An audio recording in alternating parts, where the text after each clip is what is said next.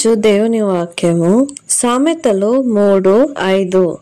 నీ పూర్ణ హృదయముతో యెహోవా యందు నమ్మకం ఉంచుము అని దేవుని వాక్యం సెలవిస్తుంది. పూర్ణ హృదయముతో అని ఎందుకు ఇక్కడ దేవుని వాక్యం చెప్తుందంటే, పూర్ణగా అంటే మొత్తము నీ హృదయముతో అంటే సమస్తము నువ్వు దేవుని యందు నమ్మకం ఉంచుము అని సెలవిస్తుంది. మనం ఉంటున్న పరిస్థితుల్లో కొన్నిసార్లు మనకి నమ్మకం ఉంచడం చాలా కష్టం అనిపిస్తుంది. ఇతరులని నమ్మాలంటేనే మనము డౌట్ పడుతూ ఉంటాం, నమ్మాలా వద్దా అని. కానీ దేవుని వాక్యం ఏం సెలవిస్తుందంటే, యెహోవా పైన మనము పూర్ణ హృదయముతో నమ్మకం ఉంచాలని సెలవిస్తుంది.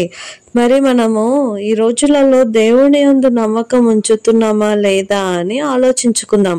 మనుషుల పైన ఎంతో నమ్మకం ఉంచుకొని ఆ నమ్మకము కోల్పోతూ ఉంటాం మనం ఒక్కొక్కసారి.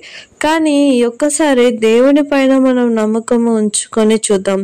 ఎందుకనంటే దేవుడు వాగ్దానం చేసిన వాడైతే ఆ వాగ్దానము నెరవేరే వరకు అది తోడుగా ఉంటది. అది నెరవేర్చేవాడే కానీ నెరవేర్చని వాడైతే కాదు కదా.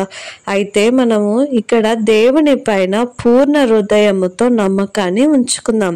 మనం ఏదైనా అడిగినప్పుడు దేవుడు ఇస్తాడని మనం పూర్ణ హృదయముతో నమ్మితే, అది దేవుని చిత్తమైతే ఖచ్చితంగా మన జీవితంలో అది జరుగుతుంది. దేవుడి చక్కటి వాక్యాన్ని దీవించును గాక.